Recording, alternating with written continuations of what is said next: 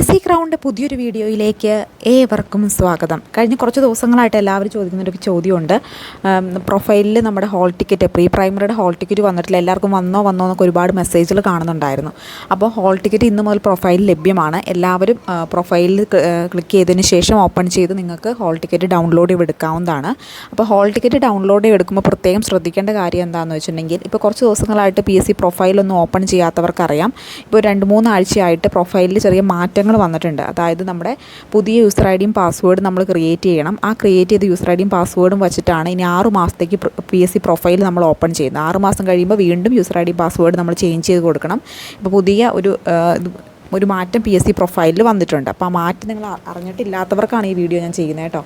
അപ്പോൾ നിങ്ങൾ എന്നത്തെ പോലെ തന്നെ PSC പ്രൊഫൈൽ ഓപ്പൺ ചെയ്ത് കഴിയുമ്പോൾ നിങ്ങൾക്ക് അതിനകത്ത് യൂസർ ഐ ഡിയും പാസ്വേഡും കൊടുക്കാനായിട്ടുള്ള ഒരുപാട് കുറച്ച് ഫോർമാലിറ്റീസ് വരുന്നതായിരിക്കും.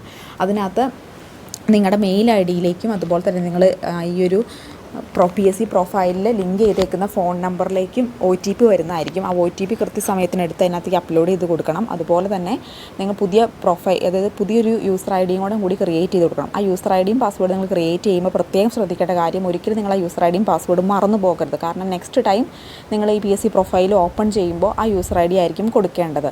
അപ്പോൾ അതുകാരണം നിങ്ങൾ പുതിയ യൂസർ ഐ ഡി ക്രിയേറ്റ് ചെയ്ത് കഴിയുമ്പോൾ എവിടെയെങ്കിലും നിങ്ങളത് ഒന്ന് എഴുതി വിടുകയോ അല്ലെങ്കിൽ ഫോണിൽ സേവ് ചെയ്ത് വയ്ക്കുകയോ ചെയ്യണം കേട്ടോ.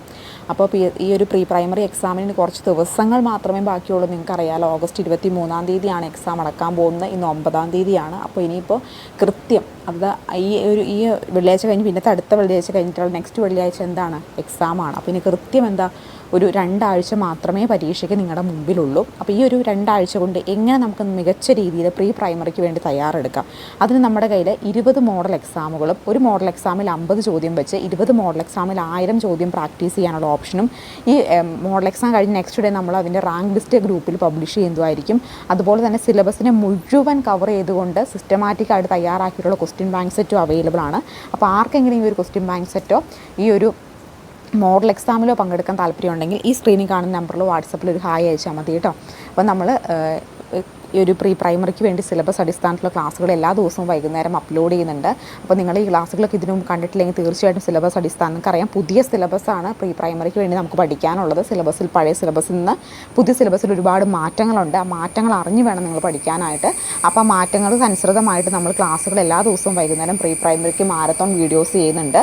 അപ്പോൾ ആ വീഡിയോ നിങ്ങൾ കണ്ടിട്ടില്ലെങ്കിൽ തീർച്ചയായിട്ടും കണ്ടു നോക്കണം. വീഡിയോയുടെ നമ്മൾ പ്ലേലിസ്റ്റ് ക്രിയേറ്റ് ചെയ്ത വീഡിയോസ് എല്ലാം കൃത്യമായിട്ട് അപ്ലോഡ് ചെയ്തിട്ടുണ്ട്. അപ്പോൾ ഇത് കാണാത്തൊരു പ്ലേലിസ്റ്റ് ക്ലിക്ക് ചെയ്ത് കണ്ടു നോക്കുക. അപ്പോൾ ആർക്കെങ്കിലും ക്വസ്റ്റ്യൻ ബാങ്ക് സെറ്റോ അതുപോലെ മോഡൽ എക്സാമിലോ പങ്കെടുക്കാൻ താല്പര്യമുണ്ടെങ്കിൽ ഈ സ്ക്രീനിൽ കാണുന്ന നമ്പറിൽ വാട്സപ്പിൽ ഒരു ഹായ് അയച്ചാൽ മതി കേട്ടോ.